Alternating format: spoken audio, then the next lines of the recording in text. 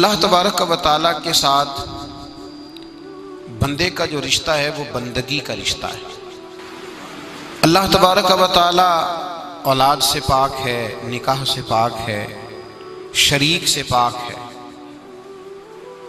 اس کے ساتھ کسی کا کوئی اور رشتہ، کوئی اور تعلق، اس کے ساتھ جو بندے کا تعلق ہے اسے کوئی اور نام نہیں دیا جا سکتا، ایک ہی نام ہے اور وہ ہے بندے کا خدا سے رشتہ ہے، بندگی کا رشتہ ہے۔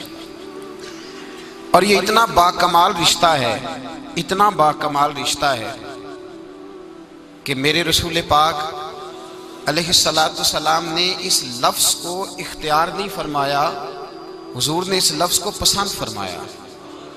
حضور نے اپنے لیے اس لفظ کو پسند فرمایا۔ حضور فرماتے ہیں مجھے میرے رب نے اختیار دیا تھا کہ میں نبی اور بادشاہ بن جاؤں۔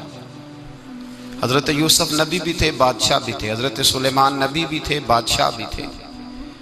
تو حضور فرماتے ہیں مجھے اختیار دیا گیا نبی اور بادشاہ بننے کا، تو میں نے کہا مولا نہیں، تو بادشاہت رہنے دے، تو مجھے نبی اور بندہ بنا لے، تو مجھے نبی اور اللہ کرے آپ کو بھی وہ لذت حاصل ہو جو حضور بیان فرما رہے ہیں، اللہ کرے آپ کو وہ کیف، وہ سرور حاصل ہو۔ اقبال کہتے ہیں متاع بے بہا ہے درد و سوز آرزو مندی، مقام بندگی دے کر نہ لو شان خدا بندی۔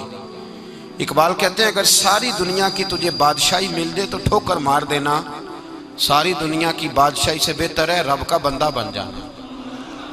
مقام بندگی میں لذت بڑی ہے، اس میں سرور بڑھا ہے، اس میں کیف بڑھا ہے۔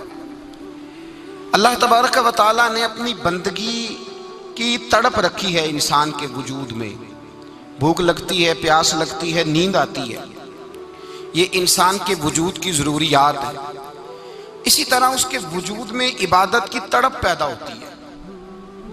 یہ تو آپ کو ملے گا کہ انسان درختوں کو پوجتا رہا، چاند کو پوجتا رہا، ستاروں کو پوجتا رہا، یہ پتھروں اور پہاڑوں کی اور بتوں کی پوجا کرتا رہا، یہ تو ملے گا۔ اور ایسے بھی بدبخت ہوئے جنہوں نے معاذ اللہ شیطان کو خدا مان لیا۔ ہر جگہ آپ کو یہ تو ملے گا پوری تاریخ انسانیت میں کہ کسی نے کسی کو پوجا ضرور ہے، یہ نہیں ملے گا کہ کوئی وقت ایسا گزرا ہو کہ کسی نے کسی کی عبادت نہ کی ہو۔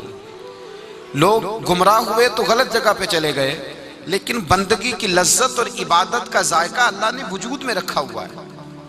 یہ جو لوگ سوال پوچھتے ہیں نا، کہتے ہیں صاحب ایک عجیب سی بے چینی ہے، کچھ کھو سا گیا ہے، سمجھ نہیں آتی، پیسے بھی ہیں، دولت بھی ہے، بچے بھی فرما بردار ہیں، لیکن ایک بے سکونی سی ہے، ایک لایانی سا خوف ہے، ایک انجانا سا درد ہے۔ تو بھائی وہ درد یہ ہے کہ الا بذکر اللہ تطمئن القلوب۔ اللہ فرماتے ہیں کہ تیرا سکون تو میں نے اپنی یاد میں رکھا ہوا ہے، تجھ سے نا عبادت الہی کا جذبہ کھو گیا ہے، غلط جگہ سکون ڈھونڈنے لگا ہے، تو نے کلب میں سکون ڈھونڈا ہے، یاروں کی محفل میں سکون ڈھونڈا ہے، کبھی شعر و سخن میں سکون ڈھونڈا ہے، کبھی تو نے میٹھی رسیلی خوبصورت باتوں میں سکون ڈھونڈا ہے۔ سکون تو میں نے اپنی بندگی میں رکھا ہے، سکون تو میں نے اپنی یاد میں رکھا ہے، لذت تو میں نے عبادت میں رکھی ہوئی ہے۔ اور اللہ تبارک و تعالیٰ نے فرمایا کہ میں نے جن اور انسان پیدا ہی اس لیے کیے تھے کہ میری بندگی کرے۔ وما خلقت الجن والانس الا لیعبدون، ہم نے جنوں اور انسانوں کو اپنی بندگی اور عبادت کے لیے پیدا کیا۔ عبادت اصل ہے، عبادت اصل ہے، عبادت روح ہے، عبادت مقصد ہے، عبادت انسان کی طبعی ضرورت ہے۔ عبادت نہیں کرے گا تو اپنا نقصان کرے گا، عبادت نہیں کرے گا تو بے سکون رہے گا، بے چین رہے گا، بے قرار رہے گا۔ عبادت اسے اللہ کے قریب کرے گی، عبادت اس کے دل میں نور پیدا کرے گی۔ عبادت جب یہ عبادت کرے گا، زیادہ کرے گا، زیادہ کرے گا، زیادہ کرے گا، تو میرے نبی پاک فرماتے ہیں پھر اللہ اسے اپنا قرب عطا فرمائے گا، پھر اللہ اسے اپنی ولایت عطا فرمائے گا۔ اب تو لوگ بھاگتے ہیں نا، نماز سے بھاگنے والا ولی بن گیا ہے۔ اب آدمی جو تھوڑا سا پابندی جس کے لیے مشکل تھی وہ ملنگ بن گیا ہے، اور لوگ بھی ولایت کا درجہ اس کے لیے ڈھونڈنے لگے ہیں۔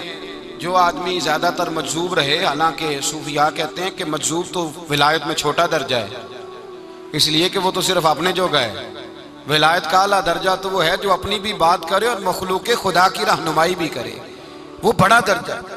عبادت کثرت کے ساتھ کرنے کی وجہ سے بندہ اللہ کے قریب ہوتا ہے اور ولی بنتا ہے۔ یہاں لوگ فرض نہیں پڑھ رہے، اور بخاری مسلم میں نبی پاک صلی اللہ علیہ وسلم نے مقام بندگی کو ولایت کی علامت قرار دیا۔ میرے مصطفیٰ کریم علیہ السلام نے فرمایا اللہ کا بندہ نفل پڑھتا رہتا ہے، عبادت کرتا رہتا ہے، راتوں کو جاگتا رہتا ہے، ساون کی کالی راتوں میں۔ ساون کی، یہ پتہ شاعر نے کیوں کہا ہے؟ رات ٹھنڈی ہو تو نیند زیادہ آتی ہے۔ ساون کی، کہتے ہیں ساون کی کالی راتوں میں جب بوندا باندی ہوتی ہے، وہ راتوں کو اٹھ اٹھ روتے ہیں جب خلقت ساری سوتی ہے۔ ساون کی کالی راتوں جب بوندا باندی ہوتی ہے، وہ راتوں کو اٹھ اٹھ روتے ہیں جب خلقت ساری۔ میاں صاحب نے بھی اس پر تبصرہ کیا ہے۔ میاں صاحب رحمت اللہ علیہ فرماتے ہیں رات پوے تے بے درداں نو نیند پیاری آوے۔ رات پوے تے بے درداں نو نیند پیاری آوے، تے درد منداں نو یاد سجن دی ستیاں وی آن جگاوے۔ درد منداں نو یاد سجن دی ستیاں وی، اٹھو تہجد کا ٹائم ہو گیا، اٹھو صلاۃ اللیل کا ٹائم ہے، اٹھو تراویح پڑھنی۔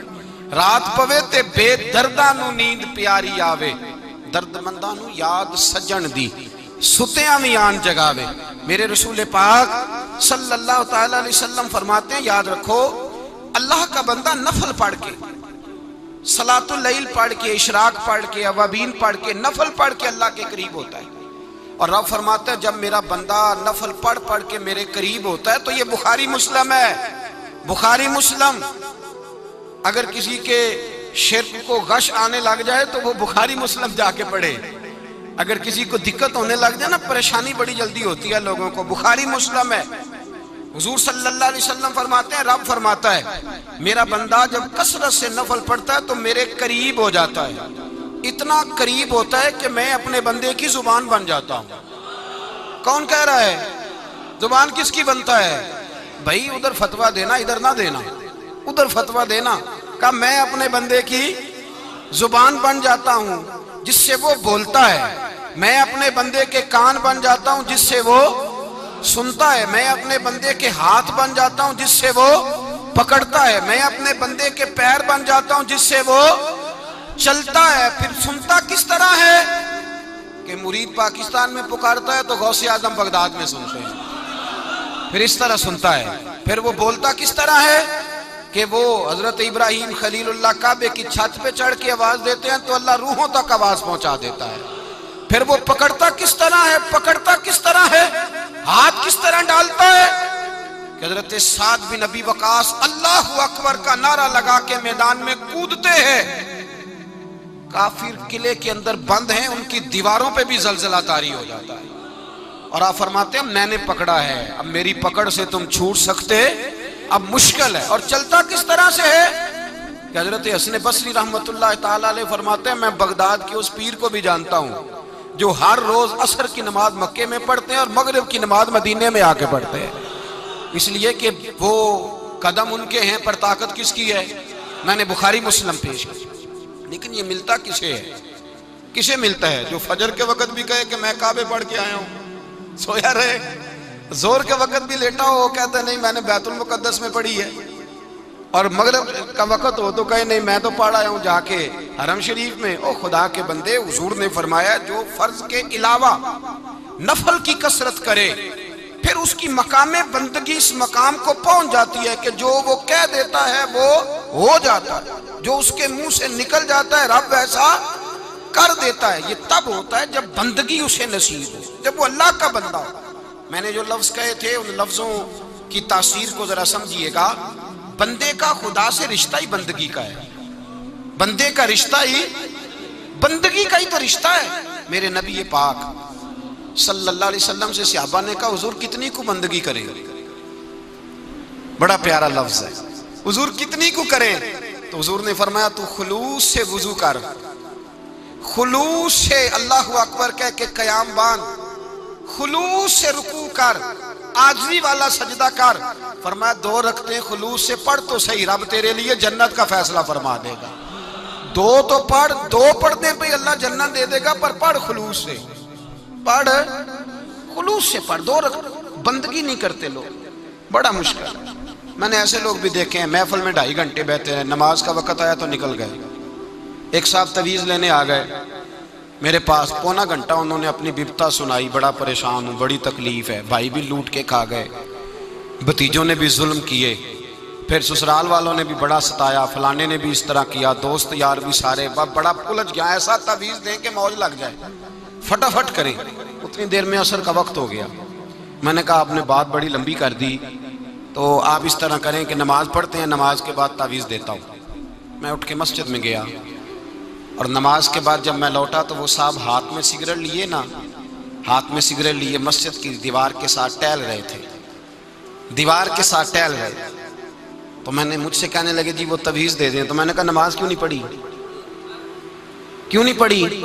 کہنے لگا جی انشاءاللہ شروع کرتا ہوں۔ میں نے کہا نہیں، آپ کے لیے تعویذ ہے ہی کوئی نہیں، کیسے تعویذ اثر کرے گا؟ من ترک صلاۃ متعمدا فقد کفر، حضور نے فرمایا جس نے جان بوجھ کے نماز چھوڑی اس نے تو رب کے رب ہونے کا انکار کیا ہے۔ آپ تو ڈھٹائی کے ساتھ کھڑے ہیں، نہیں میں نے پڑھنی، بہانا ہے۔ میں نے کہا نہ کسی بھائی نے، نہ کسی سسرال والے نے، نہ کسی دوست نے، نہ کسی اور نے، تیرا کسی نے نقصان نہیں کیا، تو نے جتنا کیا اپنا خود نقصان کیا، جتنا کیا ہے۔ وہ ہمارے ایک بزرگ بات فرمایا کرتے تھے، کہتے تھے چودھری صاحب کا ملازم کہنے لگا سیٹھ صاحب کا، نواب صاحب کا، اور یہ جب میں لفظ چودھری کہتا ہوں تو اس سے مراد صرف برادری کا چودھری نہ لے لیا کریں۔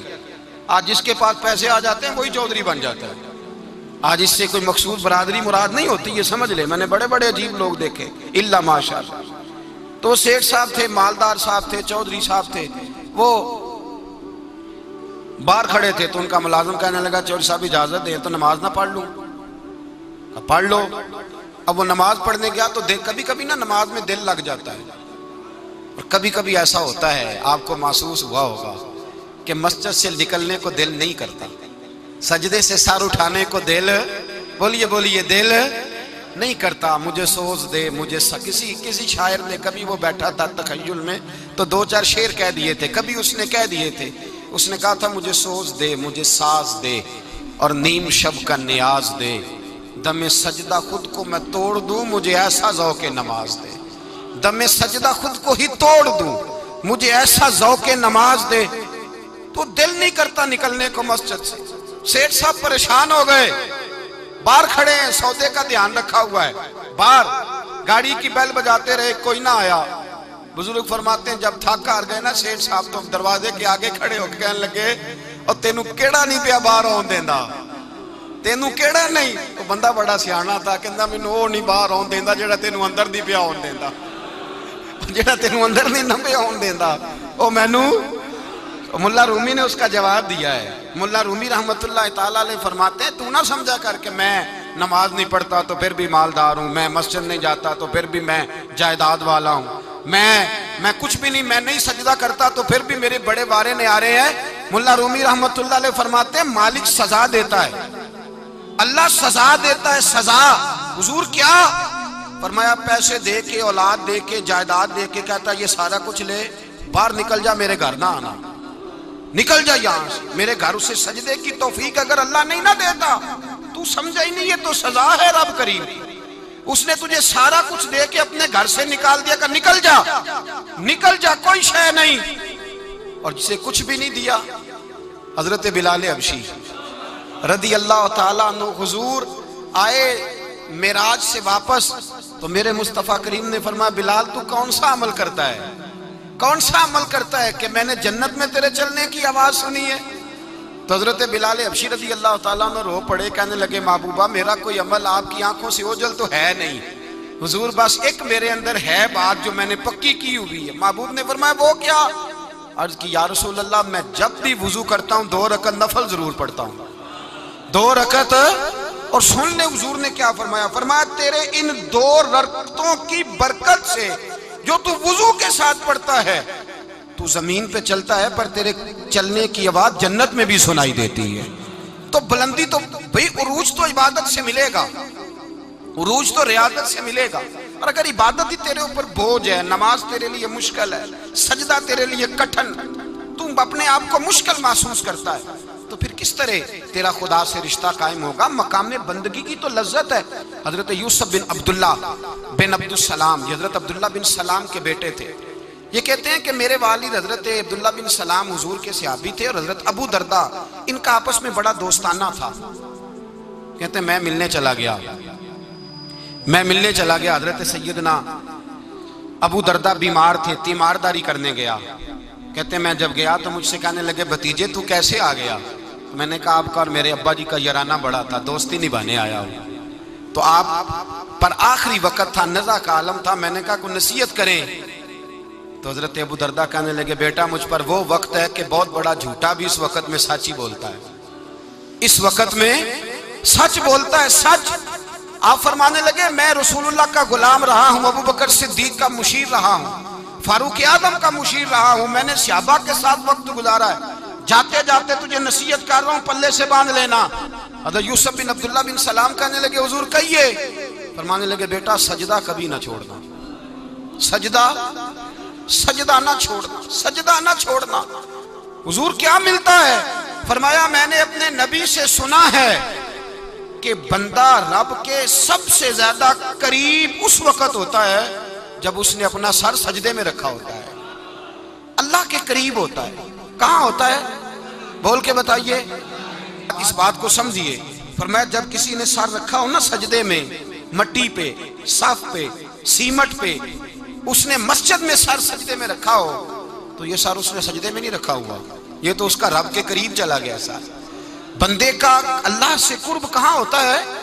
سجدے میں۔ کس جگہ؟ اس لیے حضور نے فرمایا سجدے میں دعائیں زیادہ قبول ہوتی ہیں، سجدے میں دعائیں زیادہ قبول ہوتی ہیں۔ بندگی کی لذت، سرور، کیف، اس کے ذائقے۔ حضرت احنف بن قیس ایک تابعی بزرگ، تابعی ہیں، صحابی کے شاگرد ہیں، فرماتے ہیں میں مسجد اقصیٰ میں گیا، فلسطین میں مسجد اقصیٰ میں، ایک شخص کو میں نے دیکھا، بڑا نورانی چہرہ اس کا، اور بڑا اس کے وجود کے اندر عجیب سی کشش، خوشبو دور تک پھیلی ہے۔ وہ بندہ نہ نماز نہیں پڑھ رہا تھا، سجدہ ہی کرتا جا رہا تھا، ایک سجدہ، دوسرا سجدہ، تیسرا سجدہ، اور سجدہ کرتا تو دیر تک سجدہ کرتا، پھر سجدہ کرتا تو دیر تک۔ کہتے ہیں جب وہ فارغ ہوا تو میں نے گزارش کی، کہتے ہیں جب وہ فارغ ہوئے تو میں نے گزارش کی، میں نے کہا بزرگوں ایک بات پوچھنے کو دل کرتا ہے۔ انہوں نے کہا پوچھو۔ کہنے لگے آپ اتنے سجدے کیوں کرتے ہیں؟ کہتے ہیں میں نے پوچھا تو بزرگوں نے رونا شروع کر دیا، اتنا روئے کہ ہچکی بد گئی۔ پھر میں نے کہا حضور میں نے کوئی غلط بات پوچھ لی، آپ تو پریشان ہو گئے؟ کہنے لگے پھر رونے لگے۔ میں نے پھر کہا حضور آپ، میں نہیں پوچھتا سوال، کرتے پھر رونے لگے، 3 دفعہ روئے تو کہنے لگے سنو میں رسول اللہ کا صحابی ہوں، میں نبی پاک کا، میں نے اپنے حبیب سے سنا ہے کہ جب کوئی بندہ رب کو ایک سجدہ کرتا ہے تو اللہ اس کے گناہ معاف کرتا ہے، ایک سجدہ کرتا ہے تو اللہ کیا کرتا ہے؟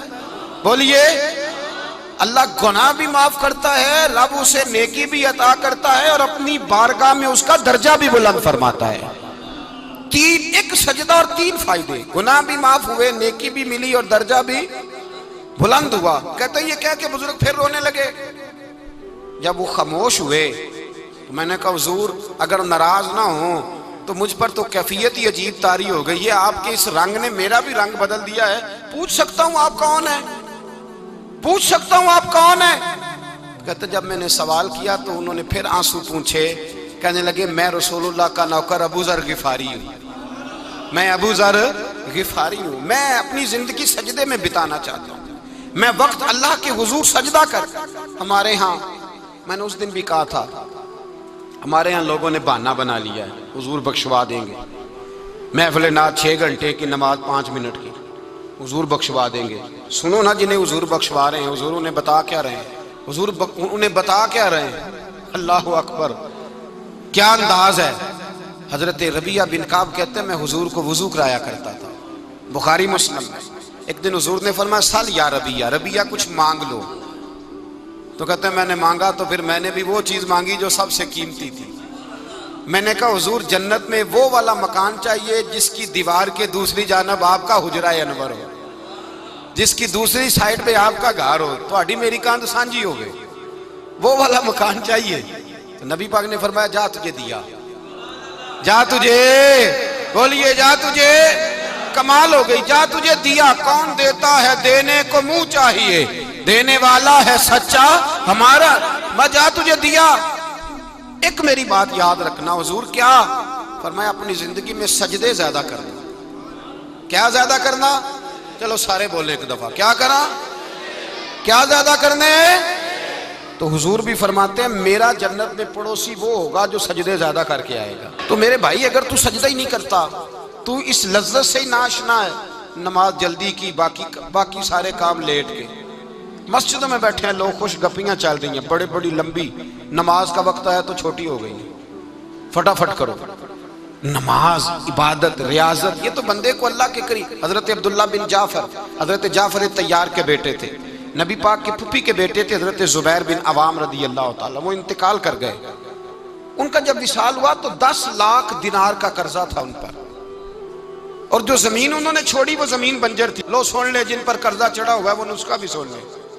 جن پہ قرضے ہیں نا, جو تنگ دست ہیں, جو روز رکے بھیجتے ہیں دعاؤں کے کہ بڑی پریشانیاں, وہ وظیفہ سنیں, وہ وظیفہ سنیں. ہمارے زمانے میں وظیفے لینے کا رواج نہیں, تویز لینے کا رواج ہے. لینا چاہیے, تویز بری چیز نہیں, اچھی چیز ہے, لیکن زیادہ کام برکت والا کیا ہے؟ اللہ اللہ کرنا. کیا کام ہے؟ سجدہ کرنا برکت والا کام ہے.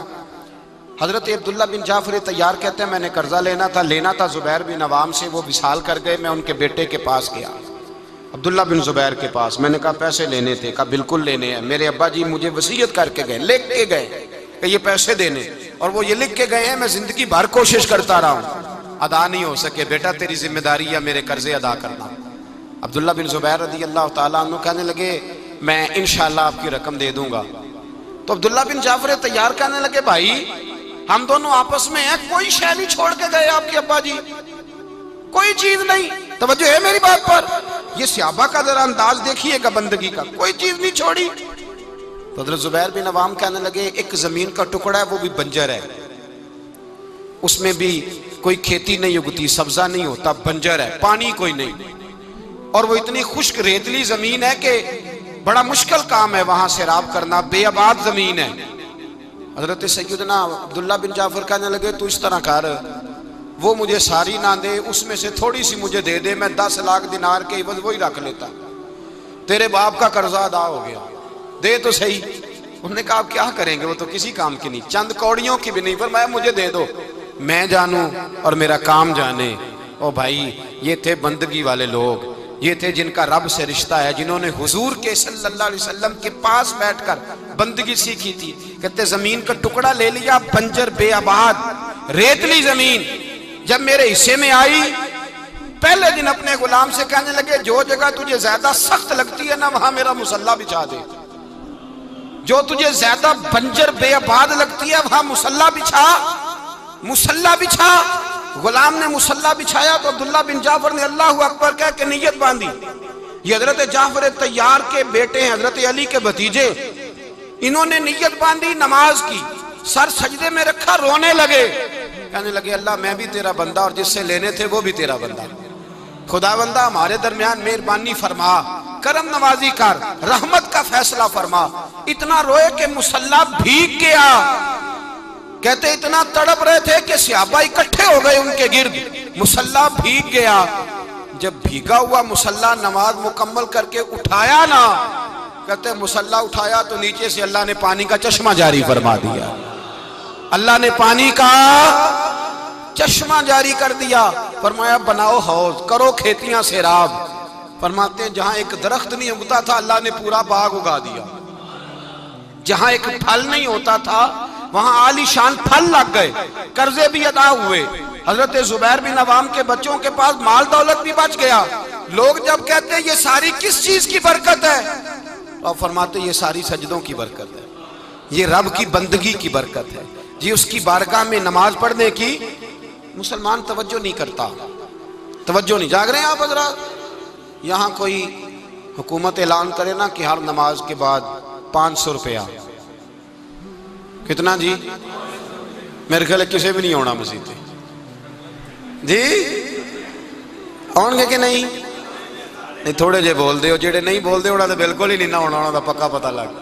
او خدا کے بندو بات سمجھو, رب فرماتا ہے تو مسجد آدھا میں تجھے برکت عطا کروں گا, میں تجھے برکت دوں گا. میں ایک صحابی کہتے ہیں مجھے اکثر یہ حضور کا فرمان سنتا تو میرے دل میں خیال آتا آخر اللہ کس طرح برکت دیتا ہے. اللہ آخر ایک صحابی کہتے ہیں نبی پاک صلی اللہ تعالیٰ علیہ وسلم نے فرمایا عبادت کرو اللہ برکت دے گا. میرے دل کے اندر خیال آیا کس طرح, آخر اللہ کس طرح سے نوازتا ہے, رنگ کیا ہے. کہتے میں یہ بات سوچ کے نا تو مجھے قضائے حاجت کی حاجت ہوئی. پخانہ پیشاب کے لیے میں نکلا تو ایک جگہ دور جا کے میں بیٹھا کھیتوں میں, دور جا کے. کہتے میں پیشاب کر رہا تھا تو ایک چوہا اپنے بل سے نکلا اور ایک ہیرا میرے پاس رکھ گیا. میں پیشاب کر رہا ہوں, کہتے پھر گیا اندر تو ایک ہیرا اور رکھ گیا. کیا رکھ کے گیا؟ تو جی خوش نہیں نہ ہوئے تو انہوں لبدا دے ہونا سی نا, صحابی کو مل رہا ہے نا, خوش ہوں ہمیں مل رہا ہے حضور کے غلاموں کو جو مل رہا ہے. تو ہیرا پھر گیا تو پھر رکھ گیا, پھر گیا تو پھر رکھ گیا. کہتے 15 ہیرے چھوڑ گیا. اب میں فارغ ہوا, وہ ہیرے اٹھائے گھر نہیں لے کے گیا, مسجد نبوی میں گیا کہ حضور سے پوچھوں میرے لیے جائز بھی ہیں کہ نہیں. بلوں سے نکل رہے ہیں, بلوں سے پیسے نکل رہے ہیں, ہمارے سارے بلوں میں ہی چلے جاتے ہیں.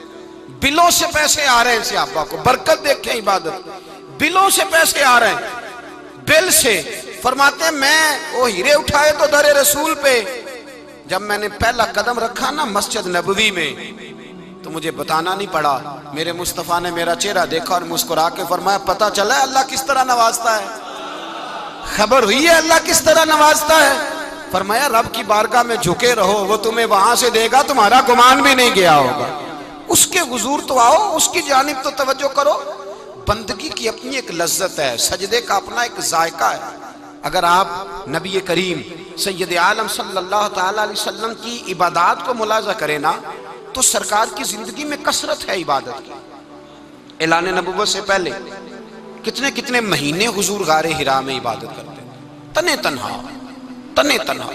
حرم کعبہ قریب تھا لیکن وہاں رش ہوتا تھا, لوگ ہوتے تھے. فرمایا میں اکیلے میں اپنے رب کو منانا چاہتا ہوں. کتنے کتنے ایام حضور غار حرا میں عبادت کرتے. پھر صحابہ کرام علیہم رضوان فرماتے ہیں کہ مدینہ منورہ میں حضور کا یہ رنگ ہوتا, اتنے لمبے سجدے کرتے کہ لگتا روح مبارک کی پرواز کر گئی, اتنے لمبے سجدے کرتے. حضرت سیدنا معاذ بن جبل رضی اللہ تعالیٰ عنہ فرماتے ہیں 3 دن ہو گئے حضور چلے گئے, مدینے میں نظر ہی نہیں آ رہے. صحابہ پریشان, ابو بکر صدیق, عمر فاروق, عثمان غنی, مولا علی ڈھونڈتے پھرتے. حضور سید عالم صلی اللہ علیہ وسلم کا پتہ نہیں. فرماتے ہیں جناب صدیق ایک بار گھومتے گھومتے جبل سلا کی پہاڑی کے قریب گئے تو ایک چرواہا بکریاں چرا رہا تھا, اس سے پوچھا تم نے میرے محبوب کو تو نہیں دیکھا؟ تو کہنے لگا مجھے نہیں پتا تمہارے محبوب کون ہے. ایک آدمی آج 3 دنوں سے غار میں رو رہا ہے, اتنی شدت کے ساتھ روتا ہے کہ میری بکریاں جا کے غار کے سامنے بیٹھ جاتی ہیں, اور بکریاں بھی روتی ہیں. میں بڑا کھینچتا ہوں پر لوٹتی نہیں, رات کو گھر لے کے جاتا ہوں تو جاتی نہیں, سویرے باڑے سے نکالتا ہوں تو دوڑی ہوئی آتی ہے, پھوٹ پھوٹ کے روتی ہیں. لیکن حال یہ ہے کہ دودھ پہلے سے بھی زیادہ دیتی ہیں. حضرت ابو بکر صدیق کہنے لگے یہی تو میرے رسول پاک علیہ الصلوۃ والسلام کے نبی ہونے کی علامت ہے. حضور کی صحابہ کو بلایا, 3 دن سے حضور سجدے میں ہیں. کتنے دنوں سے؟ یہاں سجدہ لمبا ہو جائے تو امام کے پیچھے لوگ بھاگنے لگتے ہیں کہ صاحب آپ تو فارغ ہیں, مجھے تو ڈیوٹی پہ بھی جانا تھا. 3 دن سے حضور سجدے میں, اتنا طویل سجدہ, اتنا طویل. صحابہ کہتے ہیں قدموں میں جا کے لگے, محبوبہ بس کریں آ جائیں. حضور نے فرمایا رب نے سورہ ہود نازل کر دی ہے, سخت حکم آ گئے ہیں. وہ کہتا ہے میں تیری امت سے حساب پوچھوں گا, میں اپنے رب کو منا رہا ہوں, بکر جاؤ مجھے منا لینے دو. حضور نے ہمیں بتلایا ہے کہ رب کو سجدہ کریں تو رب مانتا ہے. اس کو منانے کا طریقہ سجدہ کرنا ہے, جھکنا ہے, عبادت کرنا ہے. کہا وہ مانے گا تو میں آؤں گا. تڑپ گئے صحابہ. اور ایک روایت ایسی بھی ہے کہ جب بات نہ بنی تو حضرت فاطمہ سے عرض کیا. حضرت فاطمہ شام کا سناٹا چھایا, اپنے آپ کو کپڑوں میں لپیٹا, دائیں بائیں شہزادوں کے لیا تو حضور کی بارگاہ میں گئیں. کہنے لگی محبوبہ بس کریں گھر آ جائے, مدینہ سونا ہو گیا ہے.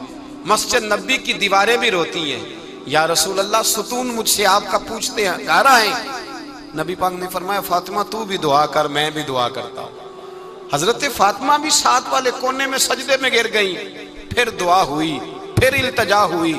حضرت جبریل آئے, کہنے لگے محبوبہ رب کہتا ہے سار اٹھاؤ, وَلَسَوْفَ يُؤْتِيكَ رَبُّكَ فَتَرْضَىٰ.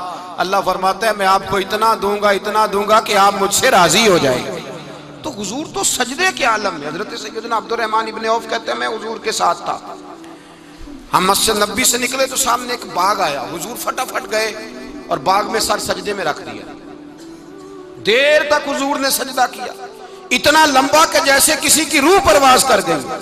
کہتے میں حضور فارغ ہوئے تو عرض کی حضور اتنے لمبے سجدے کی وجہ؟ تو فرمایا میرے پاس جبریل آئے تھے اور انہوں نے کہا یا رسول اللہ رب کہتا ہے آپ کا جو امتی ایک بار درود پڑھے گا اللہ اس پہ 10 رحمتیں نازل کرے گا, اللہ اس کے 10 گناہ معاف کرے گا, اللہ اس کے 10 درجے بلند کرے گا. تو میں نے کہا سجدہ کر کے شکر نہ ادا کر لوں؟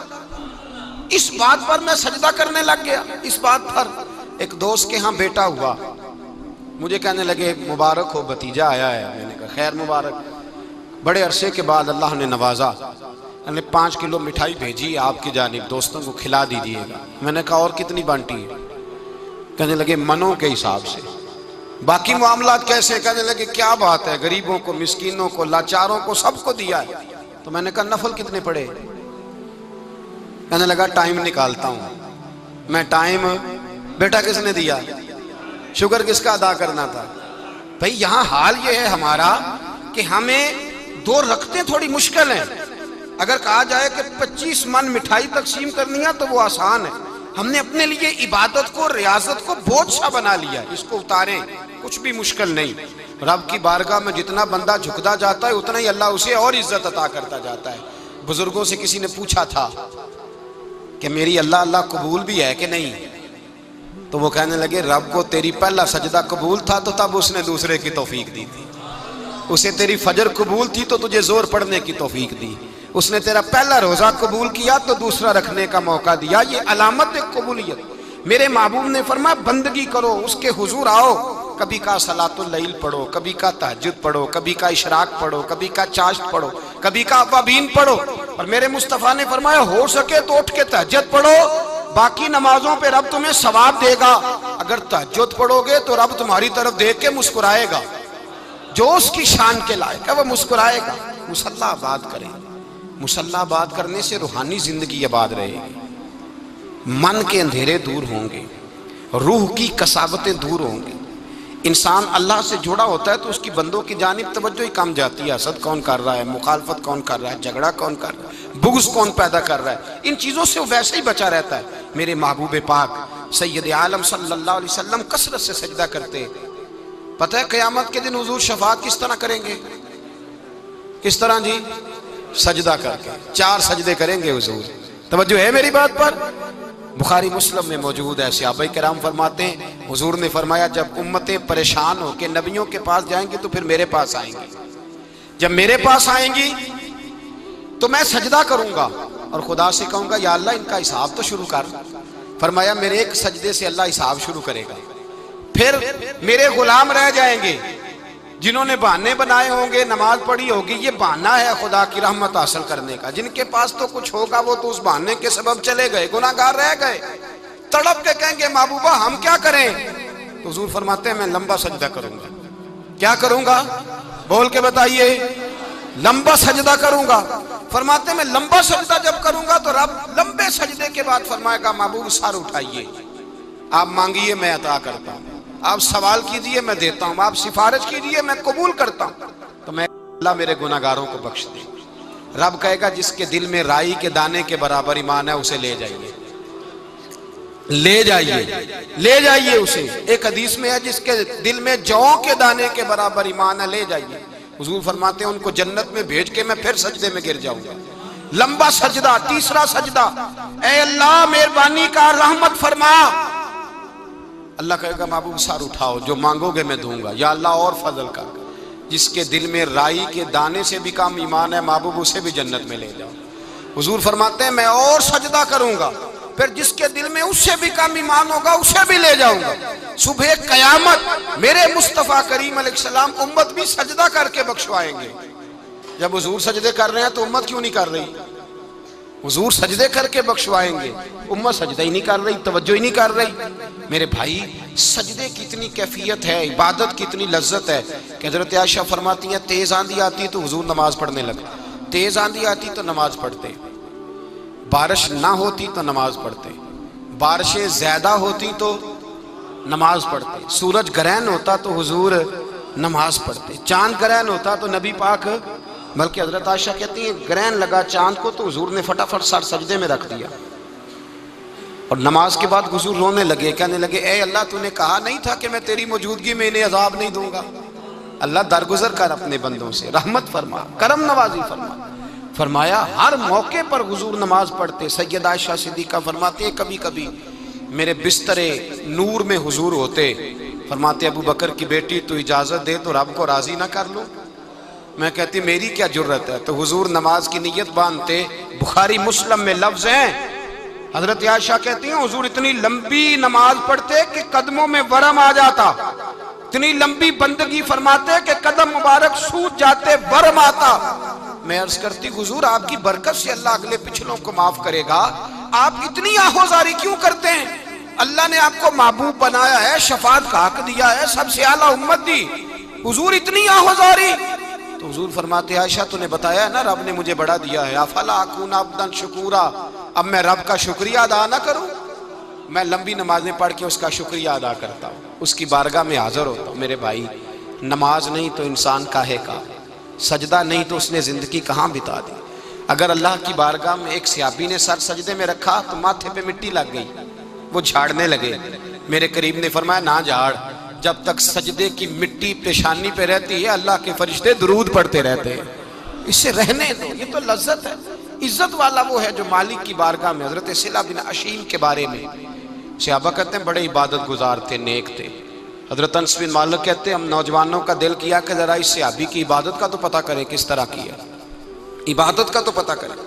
فرماتے ہیں جنگ کا موقع تھا، رات کے وقت جب دنیا سو گئی نا تو وہ بھی لیٹ گئے، جب دیکھا سب لوگ سو گئے تو چپکے سے اٹھے تو جنگل میں چلے گئے، جنگل میں جا کے نماز کی نیت باندھ لی، میدان کھلا میدان ہے، صحرا کا علاقہ ہے، صلہ بن اشیم صحابی ہیں، وہاں نماز پڑھنے لگے، کہتے ہیں میں بھی پیچھے پیچھے ہو گیا کہ پتہ تو کروں کس طرح پڑھتے ہیں۔ تھوڑی دیر گزری تو شیر آ گیا، شیر نے آ کے دھاڑا، للکارا، فرماتے ہیں میں ڈر کے درخت پہ چڑھ گیا۔ حضرت صلہ بن اشیم نے نماز کا سلام پھیرا، اطمینان کے ساتھ شیر سے کہنے لگے اور جا چلا جا کہیں اور رزق تلاش کر، میں تو اپنے رب کی عبادت کر رہا ہوں، میں تو اس کی بارگاہ میں جھکا ہوا ہوں، مجھ پر تیرا قبضہ نہیں ہو سکتا۔ جب جنگلی درندوں کا قبضہ نہیں ہو سکتا تو کسی اور درندے کا عبادت گزار پہ قبضہ ہو سکتا ہے؟ حضرت انس بن مالک فرماتے ہیں مجھے سمجھ آ گئی جو درندوں سے بچنا چاہے، ظالموں، جابروں، فاسقوں سے بچنا چاہے، وہ اپنے آپ کو رب کی بارگاہ میں جھکائے، وہ اس کے حضور حاضری دے جو بچنا چاہے۔ میرے بھائی رمضان المبارک آیا، مسجدیں بھری، 2-3 دن 4 دن نئی صفیں خریدی لوگوں نے، پھر 2-4 روزے گزرے، پھر چند دن گزرے، پھر وہی معمول کے نمازی، معمول کے نمازی۔ ایک بات بتاؤ، گکھڑ میں نا 4-5-6 قبرستان ہیں، ان قبرستانوں کی تختیوں کو کبھی پڑھیں جا کے، ایسے لوگ آپ کو ملیں گے جن کی وجہ سے حکومتیں چلتی تھی، وہ سو گئے تو پیچھے کام بند ہو گیا، کیا ہوا؟ کام چل رہا ہے کہ ختم ہو گیا؟ بیٹا جس کا گزارا نہیں نہ ہوتا باپ کے پاس، وہ کہتا ہے میں جی نہیں سکوں گا، وہ بھی جیتا ہے اور کھل کے جیتا ہے۔ بی بی کہتی ہے میرے تو سر سے تاج اٹھ گیا، زندگی کیسے گزرے گی؟ کچھ بھی نہیں ہوتا، سب ہوتا۔ 20-20 سال عورتیں بیوہ کی زندگی گزار کے چلی جاتی ہیں۔ یہ جو ہم نے اپنے اوپر بہت زیادہ بوجھ رکھا ہوا نا، جھوٹ بولتے ہیں بہت سارے لوگ مجھے وقت نہیں ملتا نماز کا، یہ بہت بڑی جرت ہے، بہت بڑی۔ مجھے میرا کوئی دوست کہے نا میرے پاس ٹائم نہیں آپ کے پاس آنے کا، تو ہو سکتا ہے میں بگڑ جاؤں، تو کیسا یار ہے، ملنے کا ہی ٹائم نہیں تیرے پاس؟ وہ میرے بھائی تو اللہ سے ہی کہہ رہا ہے کہ میرے پاس ٹائم نہیں تیرے پاس آنے کا، اور رب سے ہی کہہ دیا تو نے، اللہ سے ہی کہہ دیا ہے۔ نماز اتنا ضروری کام کہ حضور کا وصال کا وقت آیا، عین اس وقت بھی حضور نے فرمایا میری 2 باتیں یاد رکھنا۔ حضور کیا فرمایا کہ غلاموں سے اچھا سلوک کرنا، دوسرا اپنی نماز کی حفاظت کرنا، اسے چھوڑنا نہ۔ اور صحابہ کہتے ہیں جب حضور کو بڑی نکاہت ہو گئی، بظاہر قدم نہیں اٹھایا جاتا، اس وقت بھی فرمایا مجھے 2 بندے اٹھا کے لے جاؤ، میں مسجد جا کے نماز پڑھنا چاہتا ہوں۔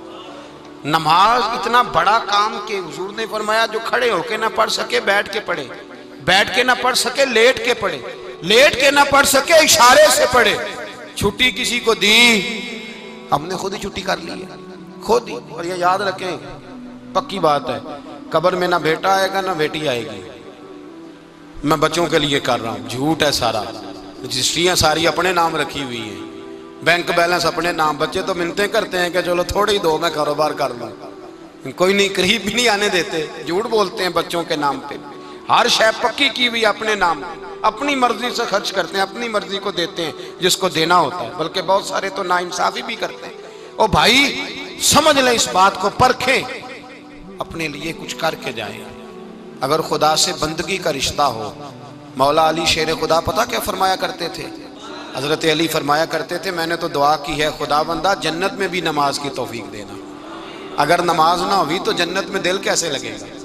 بغیر نماز کے طبیعت کیسے رچے گی؟ آپ یقین کریں نماز انسان کو بناتی ہے. نماز نکال دی جائے نا تو زندگی کا حسن ختم ہو جائے. لوگ ٹائم دیتے ہیں 3 بجے کا, 4 بجے کا, 5 بجے کا, لیکن مذہبی لوگ ٹائم دیتے ہیں زور کے بعد کا, عصر کے بعد کا, فجر کے بعد کا. مسلمان کی تو ترتیب ہی نماز سے شروع ہوتی ہے.